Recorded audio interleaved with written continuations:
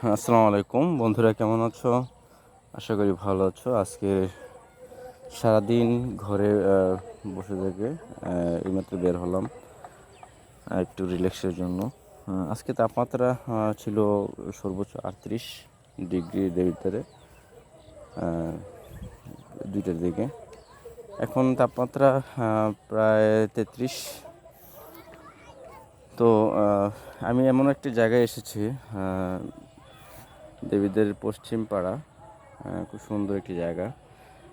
এখন বাজে 6টা 15 মিনিট। সূর্য অস্ত গিয়েছে। একটু বাতাস আছে চারিদিকে।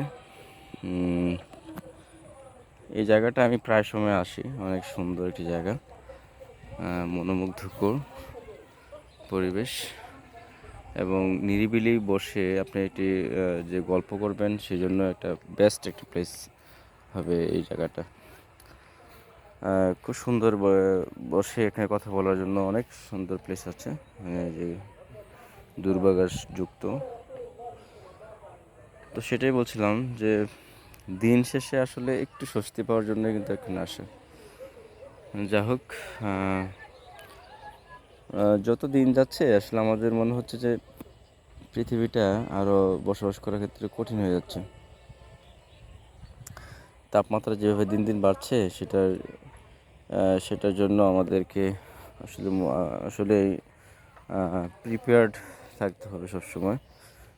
গ্রীষ্মকালে কিন্তু আসলে এবার যে গরম পড়েছে আমার মনে হয় আগামী বছর আরও বাড়তে পারে। এইগুলো আসলে আমাদের এই যে তাপমাত্রা বাড়ছে, এইগুলো কিন্তু আমাদের হাতের কামাই মানুষের। আপনি দেখেন, যেখানে সেখানে বর্জ্য ফেলা, তারপর গাছ কেটে ফেলা।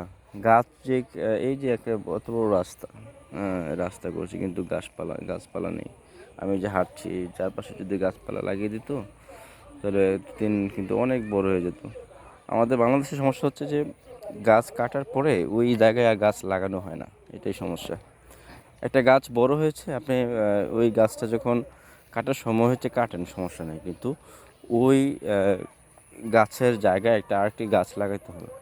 তো সেজন্য আমাদেরকে ব্যক্তি পর্যায় থেকে সবার উচ্চমহল পর্যন্ত প্রত্যেকটি মানুষ যদি আমরা সচেতন হই গাছ লাগানোর ব্যাপারে, তাহলে আমার মনে হয় আমাদের এই যে সবুজ দেশটি আমাদের যে সবুজ বাংলা, এটা আবার সবুজে রূপান্তরিত হবে। আমাদের দেশে একটি দেশে বনভূমি থাকা 25% প্রয়োজন, কিন্তু আমাদের দেশে আছে বর্তমানে 15%, একটু বেশি। তো সেটা আমাদের জন্য কাম্য নয়। আমাদের বেশি বেশি আমি আপনাদেরকে একটাই বলবো, বেশি বেশি করে গাছ লাগান। আমাদের যে বর্তমানে যে পরিস্থিতি, এই পরিস্থিতি সংকট মোকাবেলা আমাদের গাছ লাগানোর কোনো বিকল্প নেই। এই যে সুন্দর একটি পরিবেশ, এখানে যদি আরও রাস্তায় যদি গাছপালা থাকতো আরও সুন্দর লাগতো। তো দিন শেষে এখানে একটু এইটাই বললাম যে দিন শেষে একটু রিল্যাক্স এবং স্বস্তি পাওয়ার আশায় কিন্তু ঘর থেকে বের হলাম। ধন্যবাদ সবাইকে আমার পেজটিতে যুক্ত থাকার জন্য, এবং আমার পেজটিকে লাইক এবং কমেন্ট দিয়ে এখন পরবর্তীতে নতুন ভিডিও আপনাদের সামনে ইনশাল্লাহ নিয়ে হাজির হব। ধন্যবাদ সবাইকে। আসসালামু আলাইকুম।